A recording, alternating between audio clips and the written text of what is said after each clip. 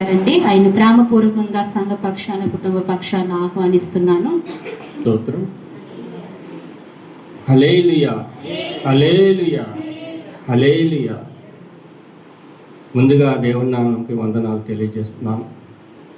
మరి ఈ సంఘానికి ఎన్నాళ్ళ నుంచో నేను వస్తానని రాలేకపోతున్నాను. ఎందుకంటే సాతాను పక్కనే ఉంటుంది సాతానికి. ఎందుకంటే మా పేదరు మరి ఎంతగానో నన్ను బలపరిచారు. మీ దైవ సహాయకులు మరి దేవుళ్ళు నిద్రించినప్పుడు కూడా చాలా బాధపడ్డాం. అయితే ప్రతి వారం శుక్రవారం మా దగ్గరికి వచ్చి మరి ఎంతో బలపరిచి, తమ్ముడు నువ్వు ఏమైనా సరే దేవుని నమ్ముకో అనేవారు. నేను అప్పటికి నమ్ముకోలేదు.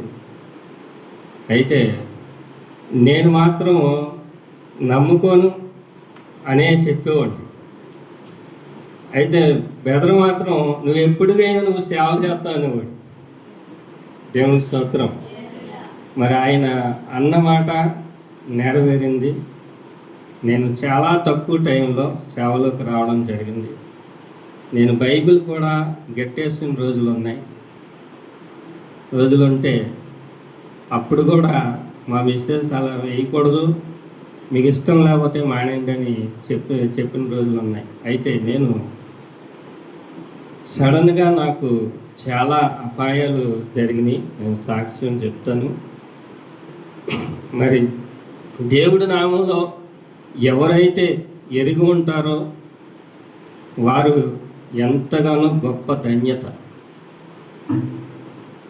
ఆ ధన్యత మనం చెప్పలేని మాట. నేను ఎంతో మరణంలో ఉన్నప్పుడు లేవనెత్తాడు ఆయన. కుటుంబం అంతా చచ్చిపోదాం అనుకున్నాం, కానీ దేవుడు నన్ను అకస్మాత్తుగా పట్టుకొని నేనున్నాను అనువాడనన్నాడు, ఎడబాయినన్నాడు. నన్ను పట్టుకున్నాడు. 3 రోజులు ఉపవాస ప్రార్థన మా గృహంలో విజయమ్మ గారు, మా పద్మక్క అందరూ పెట్టారు. తర్వాత ఆ విషయం మా బెదరు మరి అన్నయ్యకి కూడా చెప్తే అన్నయ్య కూడా చాలాసార్లు మా గృహానికి వచ్చి మరి నన్ను ఎంతగానో బలపరిచి నన్ను ఈ స్థాయికి తీసుకొచ్చారు. అయితే దేవుడు ఎప్పుడు కూడా విడిచిపెట్టే దేవుడు కాదు. నా సాక్ష్యాలు చెప్పాలంటే చాలా పెద్దవి. గమ్మునవ్వో, మరొకసారి నేను వచ్చినప్పుడు నేను సాక్ష్యం చెప్తాను. అయితే ప్రతిదీ కూడా దేవుడు ప్రణాళిక లేనిదే ఏది కూడా జరగదు. ఖచ్చితంగా ఆయన ప్రణాళిక ఉంటుంది. ఆయన ప్రణాళిక ఉండాలంటే మనము కూడా విశ్వాసముతో ఉంటేనే ఆ ప్రణాళిక మన మీద ఉంటుంది. మన విశ్వాసంగా లేకపోతే దేవుడు కూడా ఏమీ చేసేది లేదు. ఎందుకంటే ఆయన బిడ్డల మనం సృష్టించాడు. ఆయన రక్తాన్ని ప్రోషించి జీవాయు ఓట నూది మనల్ని సృష్టించిన దేవుడు. అయితే ఎప్పుడైతే ఆదాము సృష్టించి అవముని సృష్టించారో అప్పుడే పాప ఊపులో పడిపోయి మనం అందరం కూడా పాప క్షమాపణకి గురయ్యాం. అయితే అక్కడి నుంచి నోవాహు అయ్యాముకు వచ్చేసరికి జలప్రవాహంలో మొత్తం పాపానంతటిని కూడా తుడిచిపెట్టిపోయింది. సృష్టించాడు దేవుడు ప్రతిదీ కూడా. అక్కడి నుంచి మనం అంతటిని కూడా మరి ఎరిగిన దేవుడు, మనం జీవించిన దేవుడు, జీవాధిపతి. మనం అందరం కూడా జీవంలో సాగిపోతుండగా కూడా మరి అప్పటి నుంచి పాపం ఇంకా అక్కడ పెరిగిపోయినను ఇప్పుడు జరిగేవన్నీ కూడా అయ్యే. అగ్నిలో కాల్చేస్తున్నాడు, జలప్రవాహాల్లో తుడిచిపెట్టేస్తున్నాడు.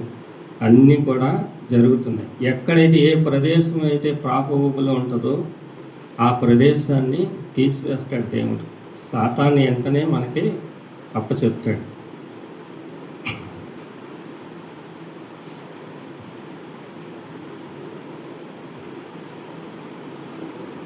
నేను మామూలుగా వచ్చాను. నేను మామూలుగా వాక్యం అని మరి చెప్పారు. చిన్న వాక్యం నేను చెప్పి ముగిస్తాను. కృంగిని వారిని లేవనెత్తే దేవుడు మాట.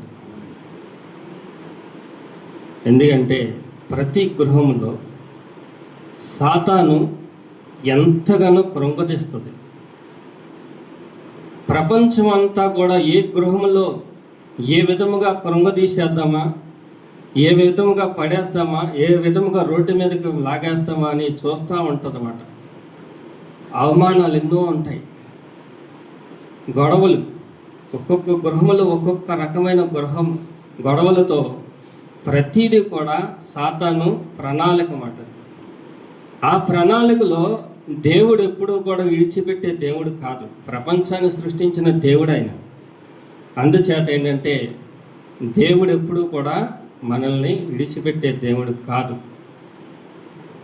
ఈ అంశం మరి దేవుడు ఎంతగానో గొప్పగా మనకి ఇచ్చిన దేవుడు అది. ఆయన మాటలు ఎప్పుడు కూడా ఒట్టిపోలి కాదు, గట్టి గింజ లాంటిది. అందుచేత ఏంటంటే కొద్దిపాటి మరి వాక్యాన్ని ధ్యానించుకుందాం. మరి ఆ సాతాను క్రియలు మన మీద ఎంతగానో ప్రవేశపెడుతున్నాయో వాటిని విడుదల కూడా చేసే దేవుడు మన గొప్ప దేవుడు అన్నమాట. అందుచేత ఏంటంటే కీర్తనల గ్రంథం 145:14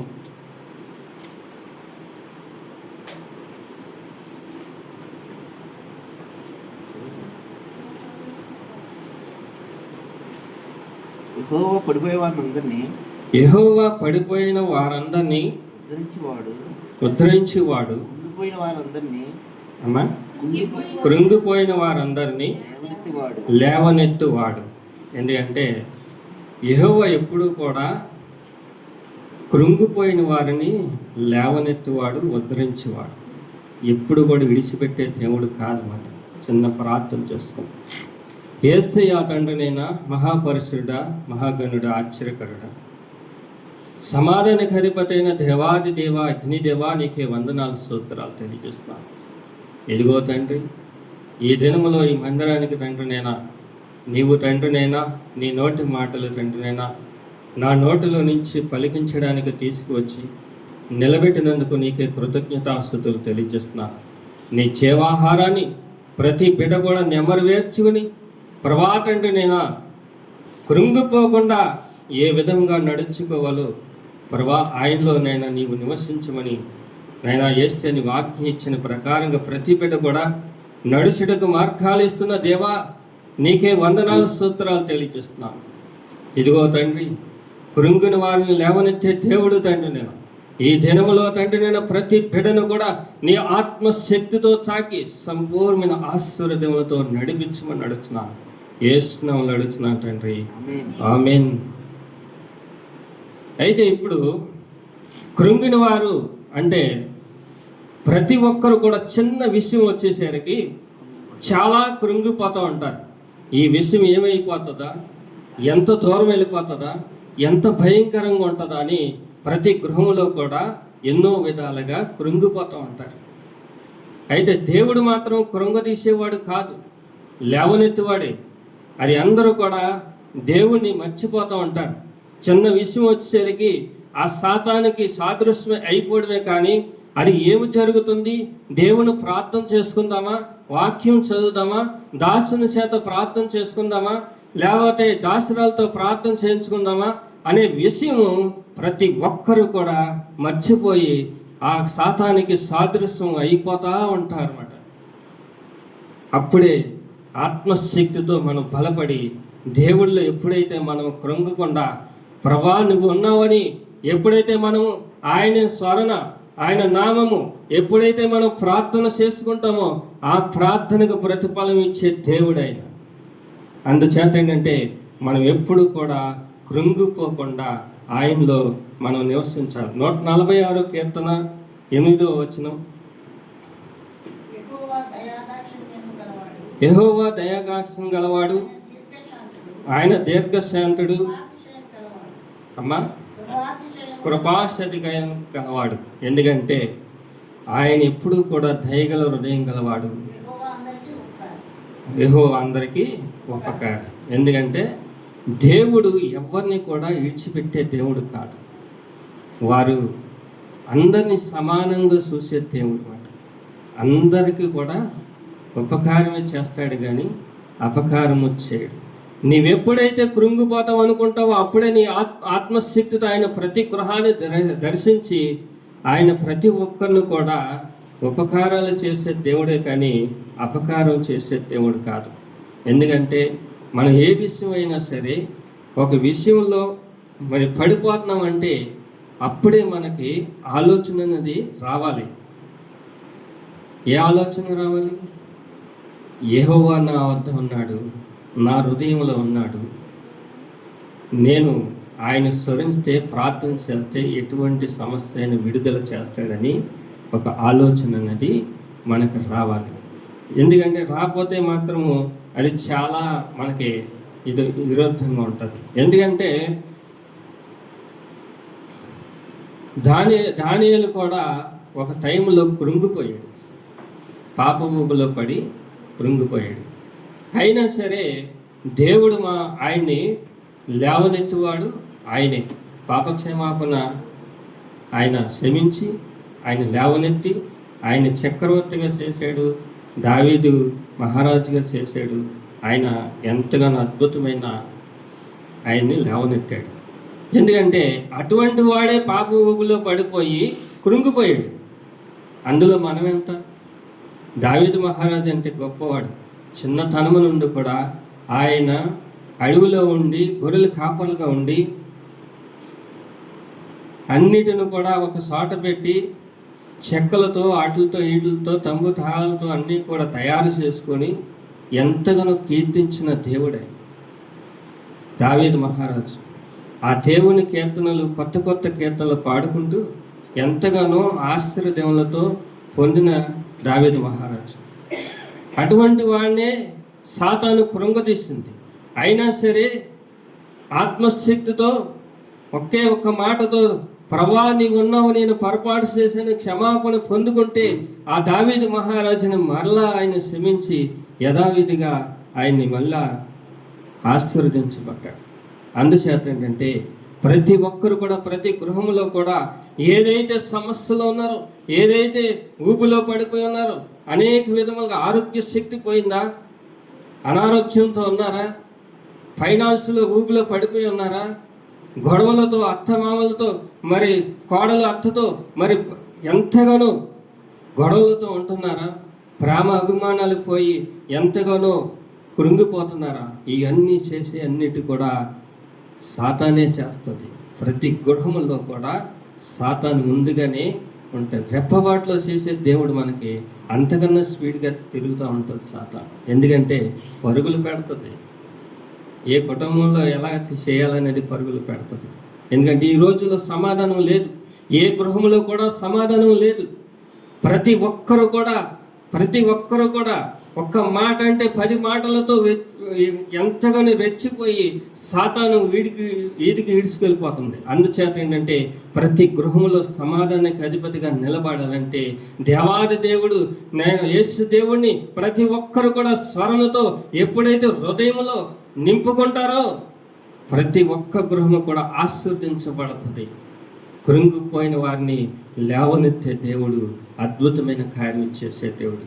అందుచేత ఏంటంటే ప్రతి విషయంలో కూడా ప్రతి ఒక్కరు కూడా మీ హృదయాల్లో ఆయన హృదయాన్ని నింపుకుంటే, హృదయం అనే భూమిని స్థానం ఆయనకి ఇస్తే మనం ఎప్పుడు కూడా కృంగిపోయే వాళ్ళం కాదు, ఆయనలో సంపూర్ణ ఆశీర్వాదంతో పొందిన వారు.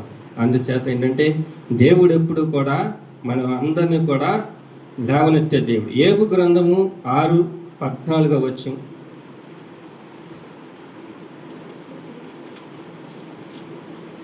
6వ అధ్యాయం 14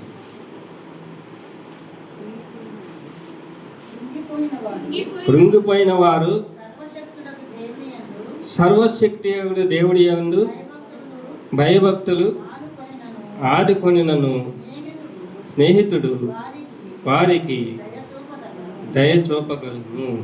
ఎందుకంటే మనం ఎప్పుడు కూడా కృంగిపోయిన వారు. యోబు మరి ఎంతగా విశ్వాసం అంటే మామూలు విశ్వాసం కాదు. యోబుని కృంగతీసింది సాతానికి అధికారం ఇచ్చింది దేవుడే.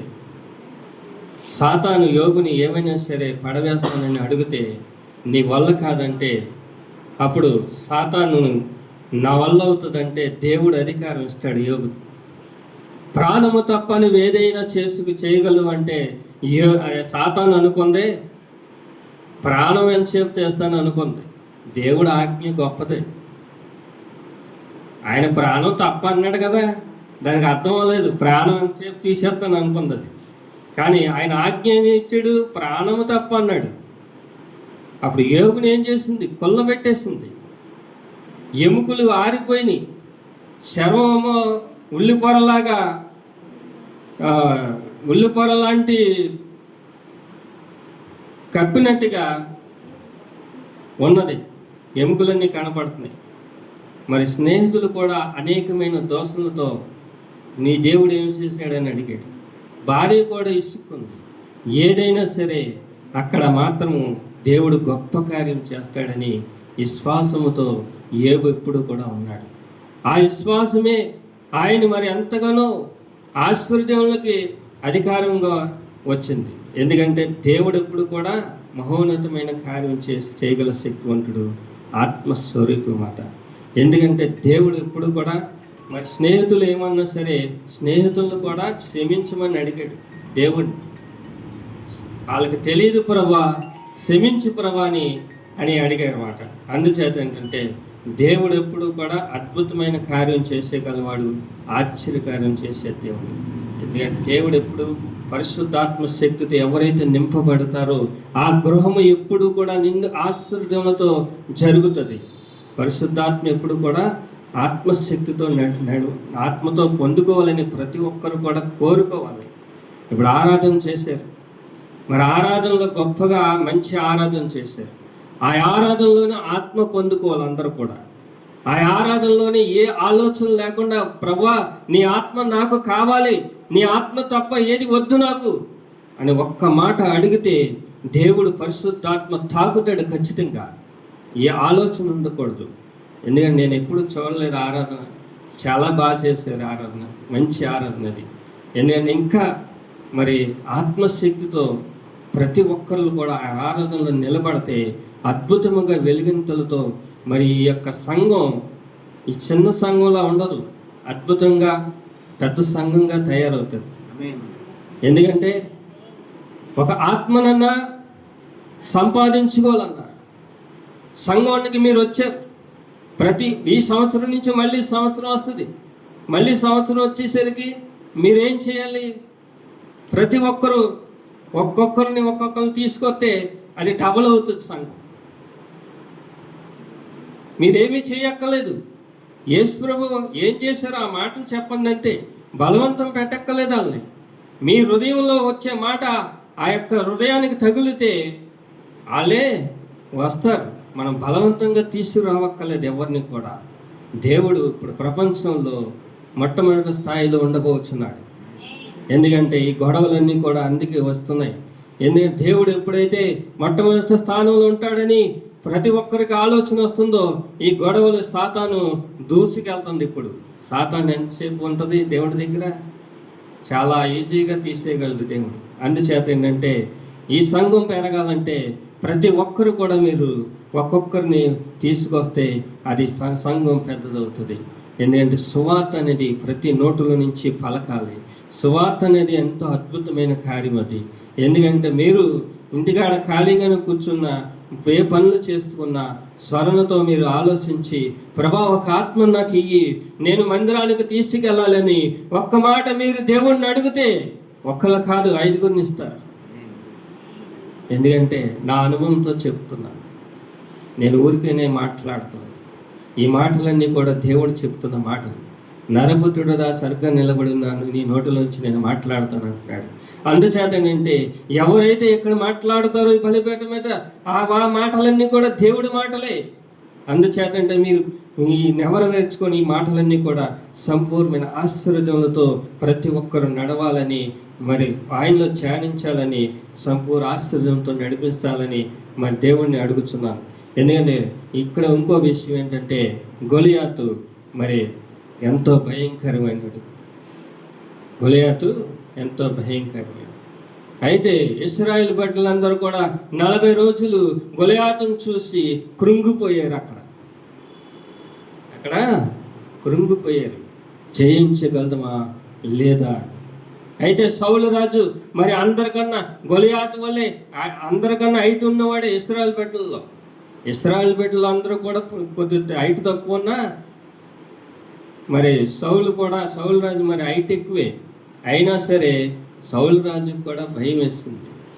అయితే అక్కడ చేయించిన వాడు ఎవరు? దావీదు మహారాజు, చిన్నవాడు. అయితే అక్కడికి ఆయనకి ఏమీ తెలియదు. అయినా సరే ధైర్యం ఇచ్చింది ఎవరు? దేవుడు ఇచ్చాడు. అక్కడ దేవుడిచ్చి ఎదరకు నడిపించాడు. ఎల్లు, గొలియాతును చేయించగల శక్తిని నీకు ఇస్తున్నానని అన్నాడు. అందుకే సౌలు దగ్గరికి వెళ్ళి నేను చేయిస్తానంటే నువ్వు చిన్నవాడు, నువ్వు ఎలా చేయిస్తావు?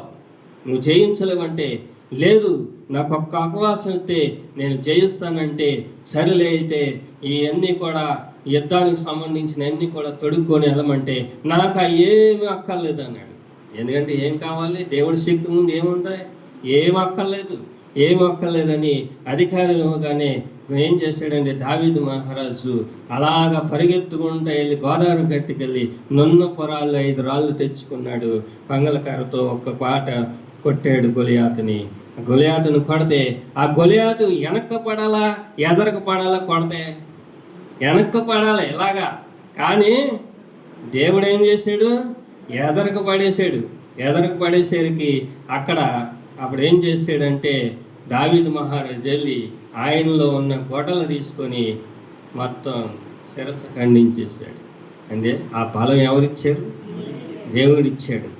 మరి కుంగురుపోయిన వారిని ఎవరు లేవనెత్తాడు? మరి ఇశ్రాయేలు బిడ్డలందరినీ కూడా లేవనెత్తాడు అక్కడ దావీదు మహారాజును ఉపయోగించి. అలాగే మన జీవితంలో కూడా దేవుడు అనే హృదయంతో ప్రతి ఒక్కరూ ఉంటే ప్రతి సమస్య కూడా చేయించగల శక్తి దేవుడు మనకి ఇస్తాడు. కాబట్టి ఏ గృహము కూడా కృంగిపోకుండా లేవనెత్తే దేవుడు. ఈ వాక్యం ఎవరు నేర్చుకొని మళ్ళీ మీరు ఎవరు నేర్చుకొని వారు చెప్పిన వాక్యాలన్నీ కూడా ఈ రోజు నుంచి మళ్ళీ వారు ఎవరు నేర్చుకొని ఆ యొక్క వాక్యాలు మీ హృదయాల్లో ఉంచుకుంటే, జీవాహారం భుజిస్తే ఆ యొక్క ఫలితం మీకే తెలుస్తుంది. ఆ ఫలితం మీకే తెలుస్తుంది, ఎవరు చెప్పక్కర్లేదు. ఎందుకంటే మరి వాక్యం అనేది జీవాహారం భుజించాక మన హృదయం ఎలా ఉంటుందంటే చాలా తేలిగ్గా ఉంటుంది. ఆరాధనలో నిలబడతాం, ఆరాధన అయ్యే వరకు మన హృదయం ఎలా ఉంటుంది? చాలా ఆనందంగా ఉంటుంది. అలాగే మనం కూడా ఈ జీవాహారం భుజించాక ఈ వారం అంతా కూడా ఈ వాక్యం ఎలా చెప్పారా, ఈ వాక్యాన్ని ఎవరు నేర్చుకొని మళ్ళీ వారం వచ్చేసరికి నీ దాసురాడు మరి ఏదైనా ప్రశ్న అడిగేసరికి తక్కువని చెప్పేలాగా ఉండాలి. మళ్ళీ వారు ఏ వాక్యం చెప్పారంటే, 2 ఉన్నారు, ఒక ఆవిడ వెళ్ళలేదు చర్చికి, ఒక ఆవిడ వెళ్ళిందంట. వెళ్తే ఆవిడ చర్చ అయిపోయాక ఇంటికి వెళ్తే ఏమందంటే, ఏ వాక్యం చెప్పారంటే, అబ్బో చాలా బాగా చెప్పేశారు వాక్యం, ఆ వాక్యం అంటుందంట. ఏ వాక్యం చెప్పట్లేదు అక్కడ. అబ్బో చాలా బాగా చెప్పేశారు అంటాం. ఏ వాక్యమే బాబు ఇది? ఆ వాక్యం ఏంటి చెప్పు బాబు అంటే, కాదు చాలా బాగా చెప్పేశారంటే ఆ వాక్యం ఏంటంటే మర్చిపోయింది. ఆ వాక్యం మర్చిపోయి ఆ వాక్యం అంటుంది అంతే. అప్పుడు అంటే హృదయం ఎక్కడ పెట్టింది ఆవిడ? దేవుడి మీద పెట్టలా. మందిరానికి వెళ్ళి నువ్వు దేవుడి మీద పెట్టి నీ కార్యం ఎందుకు జరగదు? ఖచ్చితంగా జరుగుద్ది. ఇప్పుడు నేను ఉన్నాను, ఓ పని ఉంది, నేను ఇక్కడ ప్రార్థన చేసుకుంటాను, అక్కడికి వెళ్తాను, నా కార్యం ఖచ్చితంగా జరిగిపోతున్నాను. ఎందుకంటే దేవుడు నన్ను పట్టుకున్నాడు. నేను హృదయం సమర్పించి చిన్న ప్రార్థన చేస్తాను, వెళ్ళిపోతాను. ఎందుకంటే మా అబ్బాయిని కూడా మరి ఫిలిప్పీన్స్లో డాక్టర్ చదువుతున్నాడు. నా దగ్గర అయితే రూపాయి లేదు. అది లక్షలతో పని. అది 50 లక్షలు అవుతుంది చదువు వేసారు. కానీ నా దగ్గర రూపాయి లేదు. పంపనప్పుడు అడ్మిషన్ రాయించినప్పుడు ఎవరో రాయించారు, ఒక 60,000 కట్టేసి ఎవరో ఒక డాక్టర్ గారు రాయించేసాడు. నేనేం చేశాను, ఓహో ఇదే కదా అనుకుని నేనేమో ఒక 3 లక్షలు 5 లక్షలు ఆన్లైన్లో అడిగేసి నేను పంపించేశాను. వేరే దేశం పంపించేశాను, తెలియక పంపించేసరికి ఏమైంది, అక్కడి నుంచి మంచినీళ్ళు తాగినట్టు లక్షలే. అయితే నా దగ్గర లేవు, దేవుడు ఇస్తున్నాడు, ఆ టయానికి ఇస్తున్నాడు, వేస్తున్నాం. అది ఎలా సాధ్యం అవుతుంది? ఇప్పుడు ఈ రోజు నా దగ్గర రూపాయలు లేదు, అడిగి 5 లక్షలు వేయాలి నేను, 5 లక్షలు వేయాలి నేను, నా దగ్గర రూపాయలు లేదు, నిజంగా చెప్తాను. కానీ దేవుడు ఇస్తాడని ఒక నమ్మకం నాకు ఉంది. ఎవరి ద్వారాగా వస్తాయో తెలియదు, ఎక్కడి నుంచి వస్తాయో తెలియదు. అది అలాగా దేవుడు చదివిస్తున్నాడు. 3 సంవత్సరాల పూర్తయింది, ఇంకా 2 సంవత్సరాలు చదువు ఉంది. ఈ 2 సంవత్సరాలు అంటే ఇంత భారమైన లక్షలతో చదువు 3 సంవత్సరాలు ఎలా చదివించానో నాకే తెలియదు. కానీ జనాభా ఏమనుకుంటున్నాడంటే ఇది దాసేసాడండి, తీట్లే డబ్బు దాసేసాడు, బంధువులు అనుకుంటున్నారు, అందరూ అంటున్నారు. కానీ నేను ఏ విధముగా చదివిస్తున్నానో దేవుడికి తెలుసు, నాకు తెలుసు, ఎవరికి తెలియదు. గుడివాడ సంఘం, మా అక్కగారి సంఘానికి వెళ్తాను, అక్కడ కూడా కొద్ది సాయం అందుతుంది నాకు. ఎందుకంటే నెలకు ఒకసారి ఖచ్చితంగా వెళ్తాను అక్కడికి, ఆరాధనకి అక్కడ నేను ఉంటాను అక్కడ. అలాగే ఏంటంటే దేవుడు మీకు కూడా ప్రతి కార్యం జరగాలంటే ఏమి సమర్పించుకోవాలి? మనం హృదయం సమర్పించుకోవాలి. హృదయం సమర్పించుకొని 10 ఆజ్ఞలు పాటించి మనం ఎప్పుడైతే ఆయనలో నడుస్తామో ఆయన బిడ్డలుగా మనం ఉంటాం. బాప్తిసం తీసుకున్నాం, మేము పరలోకానికి వెళ్ళిపోతామంటే వెళ్ళాం. నువ్వు బాప్తిసమే తీసుకున్నావు, మనసు మారకపోతే పరలోకం మనం వెళ్ళాం. మనసు మారాలి. మేము బాప్తిసం తీసుకుని నేను పరలోక రాజ్యంకి వెళ్ళిపోతాను అంటారు అందరం. కానీ నీ మనసు ఏది? నీ మనసు లేదు అక్కడ, దేవుడికి ఇవ్వలేదు. అందుచేత ఏంటంటే మనం ఎప్పుడు కూడా హృదయం సమర్పించి పరిశుద్ధాత్మతో మనం ఎప్పుడైతే ఉంటామో కృంగిన వారిని ఎప్పుడు కూడా లేవనెత్తే దేవుడు, అద్భుతమైన కార్యాలు చేసే దేవుడు. ఎందుకంటే ఇక్కడ దావీదు మహారాజు ఎలా అయితే గెలుపొందాడో అలాగే అద్భుతమైన కార్యం చేస్తాడు. ఎందుకంటే దినవృత్తాంతాలు 30వ అధ్యాయం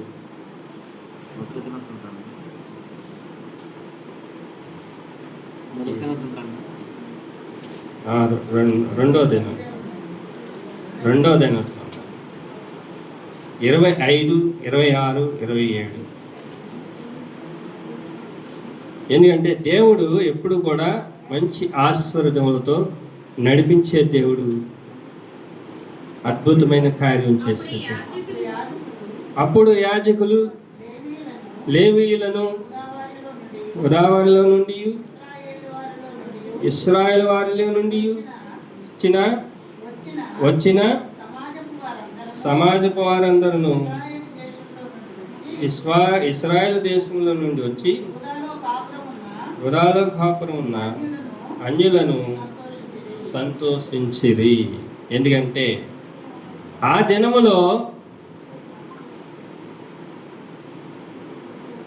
దేవుడు ఎప్పుడు కూడా మంచి ఆశీర్వాదం ఇచ్చే దేవుడు,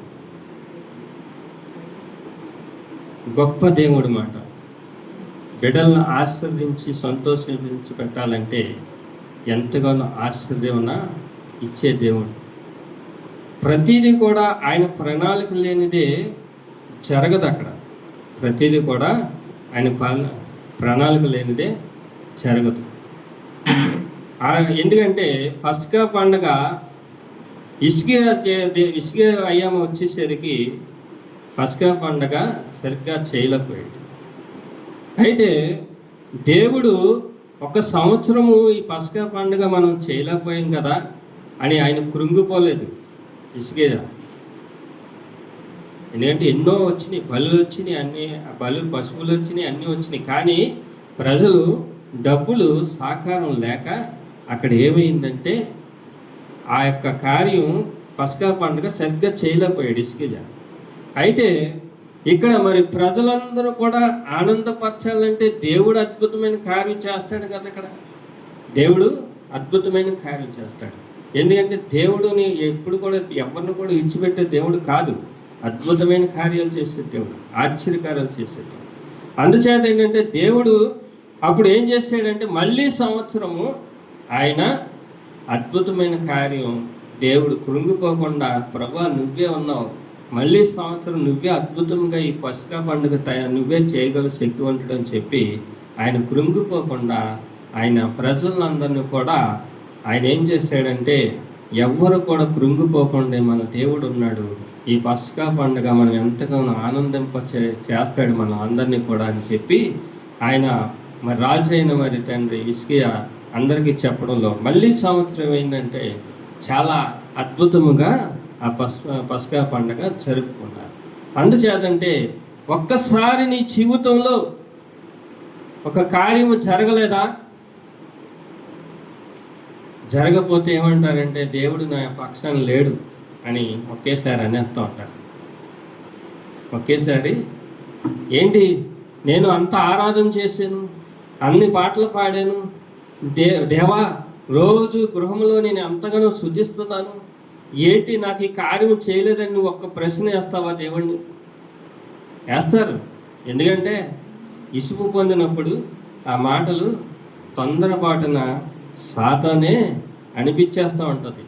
అందుచేత ఏంటంటే నువ్వు ఎంత కృంగిపోయినా నువ్వు లొంగకుండా, ఎప్పుడైతే నా దేవుడు ఉన్నాడు, ఈ రోజు జరగకపోతే మళ్ళీ రోజు జరుగుద్ది, మళ్ళీ రోజు జరగకపోతే నెలకు జరుగుద్ది, నెలకు జరగకపోతే సంవత్సరానికి జరుగుద్దని నువ్వు ఎదురు చూస్తే ఖచ్చితంగా ఆ కార్యము మరి హిజ్కియా కూడా మళ్ళీ సంవత్సరం చేసుకోవచ్చులే అని ఎప్పుడైతే అనుకున్నాడో మళ్ళీ సంవత్సరం అద్భుతంగా పస్కా పండుగ జరిగించాడు.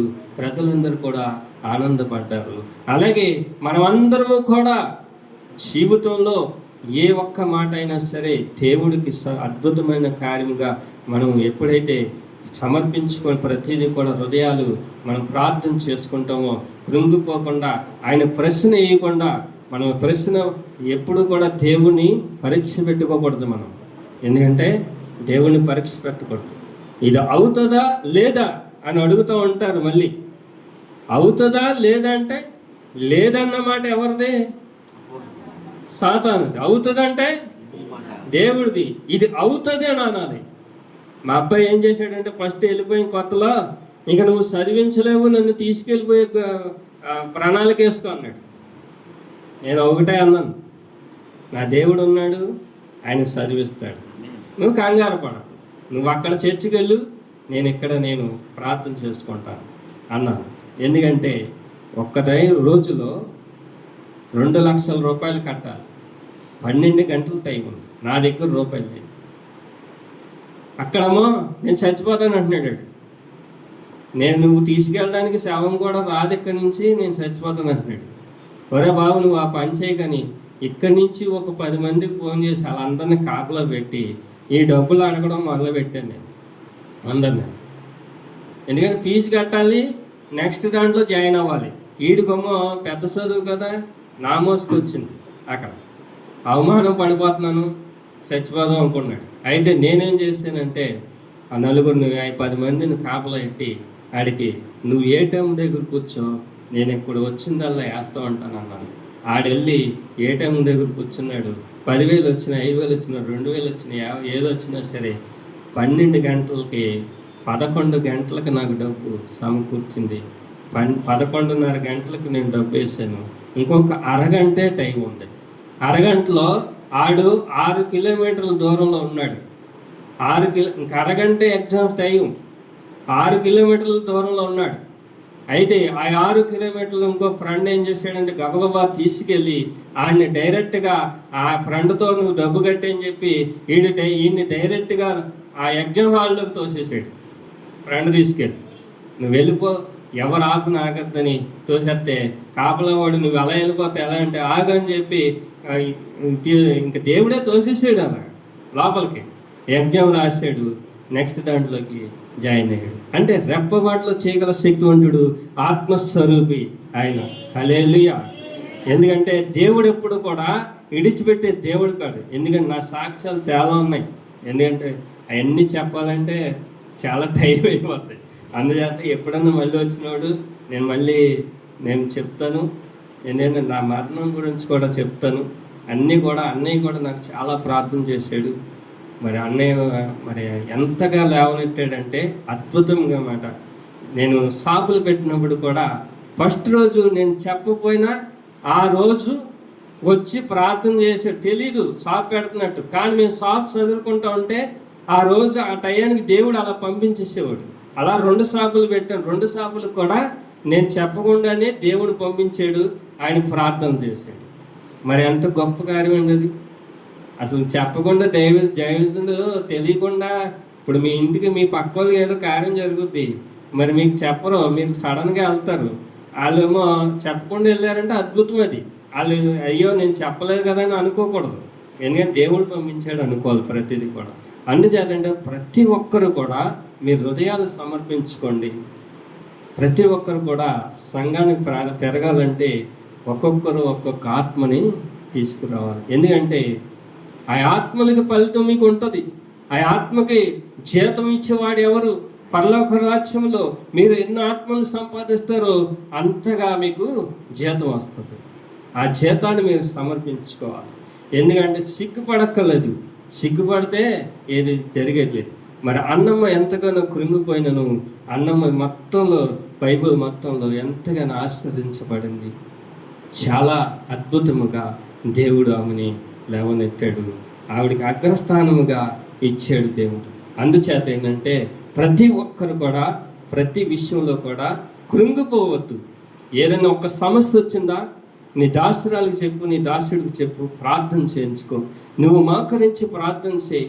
ఇంట్లో కూడా వినీతయం ప్రార్థన చేయడానికి ఏ ఒక్క సమస్య కూడా ముఖం కడుక్కోక్కర్లేదు, ఏమీ చేయక్కర్లేదు. కొంతమంది ఏమంటారంటే నేను ముఖం కడగలేదండి, నేను ముఖం కడుక్కొని చేస్తానని 10, 9, 10 చేస్తూ ఉంటారు. ఎందుకంటే ప్రార్థన అనేది ప్రాముఖ్యత. ఉదక స్నానము చేయమన్నాడు. ఉదక స్నానం అంటే పొద్దున్న లెగ్గానే ఆయన జీవాహారం బైబిల్ చదువుకొని ప్రార్థన చేసుకోండి.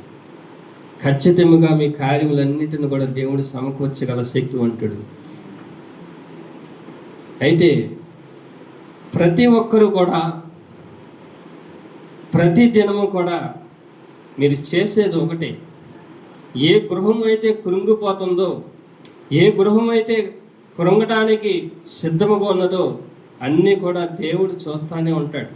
అయితే మనము కూడా మారు మనసుతో, సంపూర్ణ ఆత్మతో, హృదయం కలిగి ఉండి ఎవరైతే బాగోలేదో వారింటికి వెళ్ళి ఖచ్చితంగా ప్రార్థన చేయండి. భయపడకూడదు, సిగ్గుపడకూడదు. వెళ్ళి ప్రార్థన చేయండి. మందిరానికి తీసుకురండి. గొప్ప కార్యం చేయకపోతే అప్పుడు నన్ను అడగండి. దేవుడు ఎందుకు చేయలేదో కూడా దానికి సమాధానం మన బైబిల్లో ఉంటుంది. ఖచ్చితంగా ఆ రెఫరెన్స్ చెప్పగలుగుతాం. అందుచేత ఏంటంటే మీ దాసురాలను అడగచ్చు, వాళ్ళే చెప్పేస్తారు. ఎందుకు జరగలేదంటే ఆ రెఫరెన్స్ మా దగ్గర, మా నోట్లో ఉండదు, అంతా కూడా జీవగ్రంథంలో ఉంటుంది. నీ కార్యం జరగలేదంటే ఏదో ఉందో సమస్య అక్కడ. ఆ సమస్యని తీసివేయడానికి మన దేవుడు గొప్ప దేవుడు కాబట్టి కృంగిపోవద్దు ఎవరు కూడా. మరి ఈ వాక్యం మరి ముగిస్తున్నాను. మరి ప్రతి ఒక్కరు కూడా కృంగిపోకుండా మనం ఏం చేయాలి? ఉదయకాలంలో వాక్యం సరి ప్రార్థన చేసుకోవాలి. సాయంకాల సమయంలో ప్రార్థన చేసుకోవాలి. మందిరానికి అందరికన్నా ముందుగా ఎవరైతే అడుగు పెడతారో వారికి మార్కులు ఎక్కువ వేస్తాడు. ఎందుకంటే ఇది ఒక స్కూల్ లాంటిది. ఎందుకంటే బిడ్డలు వెళ్ళకపోతే ఆబ్సెంట్ వేస్తాడు. ఆబ్సెంట్ ఖచ్చితంగా ఉంటుంది. అందుచేత ఏంటంటే మందిరం ఎప్పుడు కూడా మానకూడదు, ఖచ్చితంగా రావాలి. ఆ మందిరానికి ఎవరైతే ఆరాధన ఫస్ట్ ప్రార్థన నుండి చివరి ప్రార్థన వరకు ఎవరైతే ఉంటారో మంచి ఆశీర్వాదాలతో పంపిస్తూ ఉంటాడు. ఎందుకంటే వచ్చేటప్పుడు మనకు కూడా దేవుడు వస్తాడు, వెళ్ళేటప్పుడు కూడా మనకు కూడా దేవుడు వస్తాడు. నువ్వు ఆలస్యంగా వచ్చావనుకో నీకు లేటుగానే ఉంటాయి అన్ని కార్యాలు. అందుచేత ఏంటంటే మందిరం అనేది మంచి ఆలయం కాబట్టి, దేవుడున్న ఆలయం కాబట్టి ఇక్కడున్న మరి మీ దాసుడు కూడా అద్భుతమైనగా వాక్యాలు చెప్తున్నారని నేను విన్నాను. నేను అసలు వాక్యం విందామని వచ్చాను, కానీ దేవుడు నన్ను నిలబెట్టుకున్నాడు. మరి ఈ వాక్యం మరి దేవుడికి మహిమ కలుగును గాక. చిన్న ప్రార్థన చేస్తాను. స్తోత్రం. సకల ఆశ్చర్య దేవా నీకే వందనాలు. ఇదిగో తండ్రి, ఈ దినములో మరి యేసయ్యా తండ్రినైనా మరి ఎన్నో దినముల నుండి మరి సంవత్సరంలో అయిపోయినాయి తండ్రినైనా ఈ మందిరానికి రావాలి. ప్రభా నీవే ఈరోజు నేనైతే వాక్యం అయిపోతుందని వచ్చాను, కానీ నా నోట్లో నుంచి నీ నోటి మాటలు పలికించినందుకు నీకే కృతజ్ఞత ఆస్తుతులు తెలియజేస్తాను.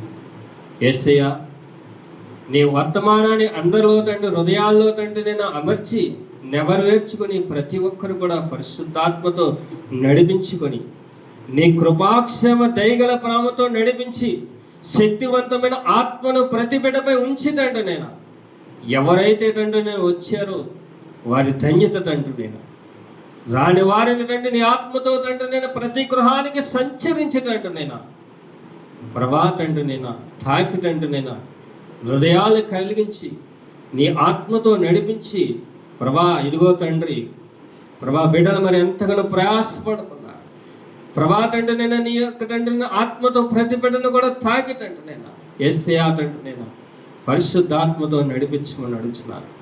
తండ్రి కుమార పరిశుద్ధాత్మడ త్రియేక దేవ అగ్నిదేవ అగ్నితో తండ్రి నేను కాల్చి వేస్తున్న దేవానికే వందనాలు. ఎవరైతే తండ్రి నీలో నిలిచెదరో అద్భుతమైన కార్యం చేస్తాను తండ్రి యేసయ్యా తండ్రి నీ కృపాక్షేమ దయగల ప్రేమతో నడిపించుకుని ఆత్మశక్తితో నూతన శక్తితో నూతన బలముతో నడిపించుకుని ప్రతి కార్యము జరిగించగల శక్తివంతుడు ఆత్మస్వరూపు తండ్రి నేను ఇదిగో తండ్రి నేను నీ నోటి మాటలు పలికించమని అడుగుతున్నాను. యేసయ్యా తండ్రి నేను ప్రవేశ రక్తమేజం శిలువ రక్తమేజం ప్రవేశ రక్తమేజం శిలువ రక్తం యేసయ్యా తండ్రి కుమార పరిశుద్ధాత్మడ త్రియేక దేవ ప్రభానికి స్తోత్రం స్తోత్రం స్తోత్రం స్తోత్రం స్తోత్రం స్తోత్రం స్తోత్రం స్తోత్రం స్తోత్రం శృతి శృతి శృతి శృతి శృతి హల్లెలూయా హలే కబాల సకరలందరి కబాల కరల సలాద్రి కబాల సత్రి గురోబ సత్రి కలందరి కబాలాద్రి కగర అగ్రసత్రి కలందరి కబా కబాల సత్రి గురు గ్రగ బలస కబాలత్రి కలందరి కలాద్రి గురు గ్రకందరి కబాల సత్రి శిక్ష కబాల సకరల అగ్రసందరి కబగవ సత్రి కలత కరందరి తత్త పరత కల ఎక్కర నీకు కృతజ్ఞత ఆస్తుతులు తెలియజేస్తున్నాను. ప్రభా తండ్రి నేను అనేక ప్రాంతాల్లో నేను వెళ్ళినప్పుడు నా తోడుగా వచ్చి నువ్వు నడిపించుకుంటున్నందుకు నీకు ఇష్టపడతాను. ఇదిగో తండ్రి నేను సాధ్యను బట్టి మరి తండ్రి నీ కృప చూపి తండ్రి కుమార్తెను బట్టి నైనా యేసయ్యా నా సోదరి బిడ్డలందరినీ కూడా జ్ఞాపకం చేసుకోండి. ఇక్కడున్న ప్రతి బిడ్డను కూడా జ్ఞాపకం చేసుకుంటాండి. యేసయ్యా ప్రభా నీకు నేను ఎంతగానో కృంగిపోయి ఉన్నారు తండ్రి. ఆ కృంగిపోయిన వారిని లేవనెత్తే దేవుడు తండ్రి నేను యేసయ్యా కన్నీటితో తండ్రి నేను యేసయ్యా తండ్రి నేను ప్రభా భాగాల్లో తడిపినట్టుగా ప్రభా తండ్రి నేను అందరూ కన్నీటి ప్రార్థన చేయగా తండ్రి పరిశుద్ధాత్మ శక్తితో తండ్రి నడిపించే దేవాది దేవుడు అగ్ని దేవుడు తండ్రి యేసయ్యా నీవు లేనిదే మేము లేవు తండ్రి నీవే మా తోడున్నావు తండ్రి నేను యేసయ్యా తండ్రి ప్రతి గృహాన్ని దర్శించండి తండ్రి. ఎంతగానో లోయలో ఉన్నారు తండ్రి నాయన లోయలో ఉన్న ఊబిలోంచి లేవనెత్తే దేవుడు అద్భుతమైన కార్యం చేసే దేవుడు తండ్రి నేను ఇదిగో తండ్రి ఈ జన్మలో ప్రార్థన చేసి ప్రభా ఈ మందిరాన్ని కూడా తండ్రి లేవనెత్తుతానన్నావు తండ్రి నేను ప్రభా ఇంకను కూడా అద్భుతమైన కార్యములు చేయగల శక్తి ఆత్మస్వరూపు తండ్రి ప్రభా నీ ఆత్మను ప్రతి బిడలో ఉంచి తండ్రి ప్రతి హృదయాలు నింపండి. ఏ సాతానైతే హృదయాలన్నీ ఖాళీ చేసి తండ్రి నేను హృదయాలన్నిటిని కూడా నీ హృదయాలు నింపి తండ్రి నైనా నీ రక్తాన్ని సిందించవు నీ రక్తము తండ్రి నేను మా కొరకే సిందించవు తండ్రి నేను సిలువలో యాగమయ్యే తండ్రి నేను ఆ 3వ దినంలో తండ్రి నేను సజీవుడిగా నింప తండ్రి కుడిపాస మీద కూర్చో నీ ఆత్మతో సంచరించి నీ ఆత్మతో ప్రతి గృహాన్ని దర్శిస్తున్నావు.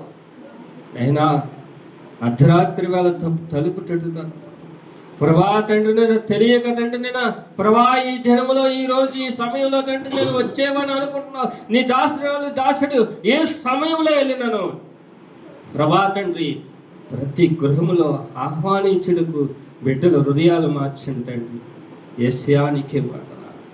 నైనా నీ దాసురాలను ఎప్పుడైతే ఏ గృహానికైతే నన్ను తీసుకెళ్తావో ప్రభా నీవు ముందుగా అడుగు పెడతావని ఆత్మజ్ఞానం ప్రతి బిడ్డకి ఇవ్వండి తండ్రి నేను యేసయ్యా ఈ దినములో ఈ ప్రార్థనకు ప్రతిఫలాన్నిచ్చి ప్రభా తండ్రి నేను ఈ మందిరంలో తండ్రి నేను అద్భుత కార్యములు జరిగించునుగాక యేసు నామములో అడుగుచున్నాను తండ్రి. ఆమేన్, ఆమేన్, ఆమేన్. అందరికీ వందనాలు.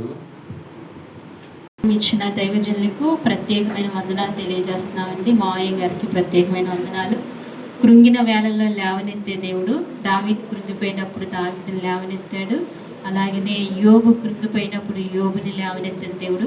ఇశ్రాయేలు కృంగిపోయినప్పుడు కూడా దావీదు ద్వారా ఇశ్రాయేలుకు కార్యం చేసి లేవనెత్తి గొప్ప వర్తమానము, ఉన్నతమైన వర్తమానం మనం ఇంటి వచ్చాం. మహాదేవుడు మనతో మాట్లాడుతూ వచ్చారు. దైవజనులకు మరొకసారి హృదయపూర్వకమైన ప్రత్యేకమైన వందనాలు తెలియజేస్తున్నామండి. మనందరం లేచి నిలబడి దేవుని కానుకలు సమర్పించుకుందాం.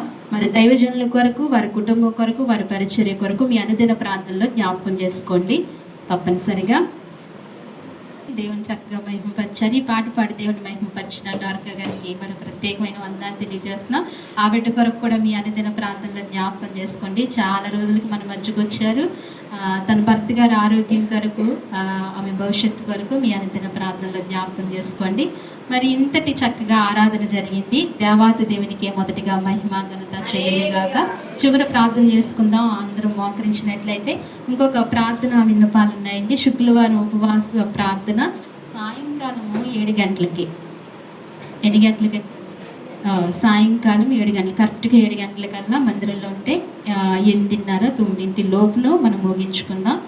శుక్రవారం ఉపవాస ప్రార్థన 7ంటికి సాయంకాలం అండి. అలాగే ఆదివారము ఆరాధన కూడా మార్చుకుందాం. మరి 9 గంటల నుంచి 11 గంటల వరకు మార్చుకుందాము. అది ఈ వారం కానీ పై వారం కానీ చూసి మార్చుకుందామండి. ఈ శుక్రవారం మటుకు ఖచ్చితంగా 7 గంటలకు, వచ్చే శుక్రవారం 7 గంటలకు. రాని వారికి కూడా మీరు తెలియచేయండి. ఈ సమయాన్ని గమనించండి. సాయంత్రం పూటే కాబట్టి అందరూ ఖచ్చితంగా రావాలి. దేవుని స్తుతిందాం, ఉపవాసం ఉండి దేవుని సన్నిధిలో కనిపెడదామండి. అందరూ ఆరోగ్యాల కొరకు, మన సమస్యల కొరకు కూడా ప్రార్థనలో జ్ఞాపకం చేసుకుందాం. మోకరించినట్లయితే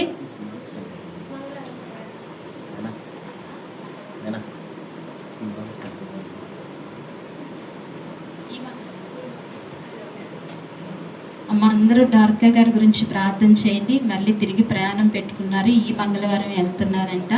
మళ్ళీ బిడ్డ ప్రయాణం కొరకు క్షేమంగా మళ్ళీ మన మధ్యకు లాభంగా క్షేమంగా వచ్చేటట్టుగా మీ అనుదిన ప్రార్థనలో జ్ఞాపకం చేసుకోండి. మరి విడిచిపెట్టి వెళ్తున్న కుటుంబం చుట్టూ, తన చుట్టూ కూడా దేవుని కాపుదల ఎంతైనా ఉండేటట్టుగా ప్రార్థనలో జ్ఞాపకం చేసుకోండి. మరి మనం అందరం చూడటానికి ఈ తరుణాన్ని దేవుడు మనకు అనుగ్రహించాడు. అలాగే మన అయ్యగారు శ్రీపాలయ్య గారి గురించి కూడా ప్రార్థనలో జ్ఞాపకం చేసుకోండి. స్టంట్ వేయించుకోవడానికి ఈరోజు వెళ్తున్నారు. మొన్న వెళ్ళారు కానీ వేయించుకోలేదు. వేయించుకోవడానికి వెళ్తున్నారు. మీరు ప్రార్థనలో, అనుదిన ప్రార్థనలో జ్ఞాపకం పెట్టుకోండి. అందరూ కూడా ఈ విషయాలు గమనించండి. శుక్రవారం ఉపవాస కూడికి 7 గంటలకు, తిరిగి ఆదివారం, ఈ ఆదివారం 11 గంటలకే జరుగుతుందండి. వచ్చే వారం నుంచి మనం మార్చుకుందాం. దయించి చివరి ప్రార్థన చేసుకుందాం. చివరి ప్రార్థన తల్లి చిన్న ప్రార్థన చేస్తారు. చివరి ప్రార్థన ఆశీర్వచనం ఇస్తాను. చివరి ప్రార్థన.